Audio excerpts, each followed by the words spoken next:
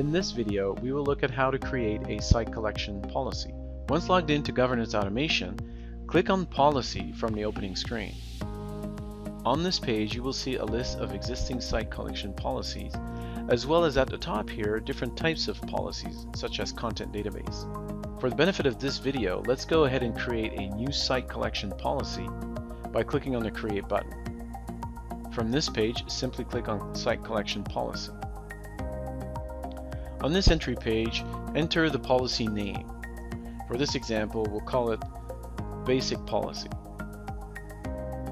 From the policy category, we'll select Administration.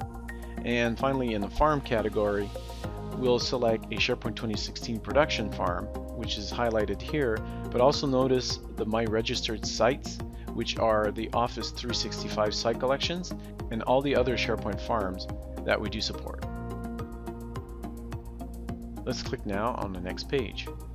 On this page, notice the different options to govern SharePoint content databases, including Content Database Policy highlighted here. We will keep the default setting for this example. As we scroll down, notice all the different other governance automation scenarios, quota templates for instance, SharePoint designer configurations, site maximum depth limit.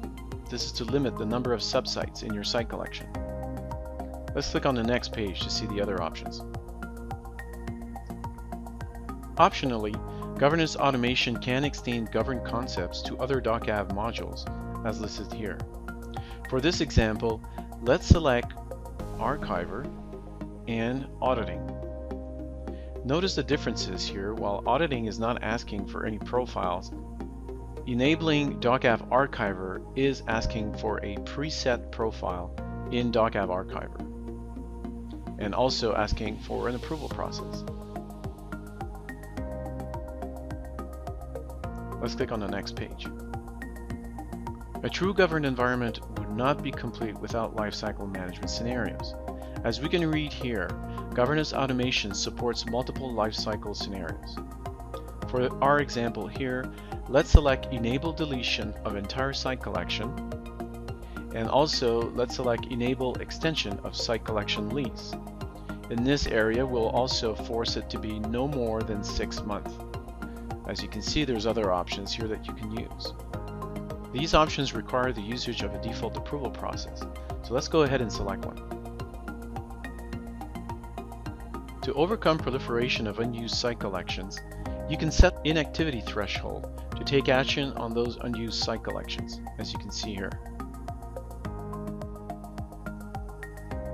If we use the site collection lease concept, you need to manage the associated tasks and impacts.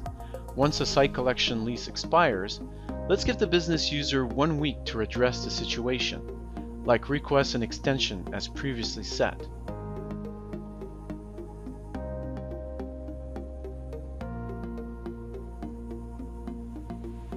If you are required to set site collection quotas lifecycle concepts, you can select some threshold and actions to be taken once quota is reached.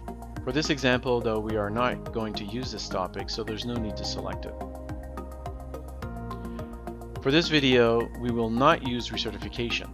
For more information on this topic, please view the relevant video on Governance Automation recertification process. This concludes the creation of site collection policy. Let's click on Save and Activate so this policy is ready to be used.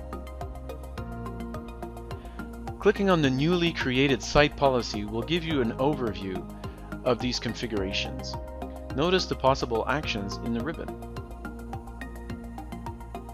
For instance, here you could easily print these configurations for further review. This concludes our How to Create a Governance Automation Site Collection Policy video.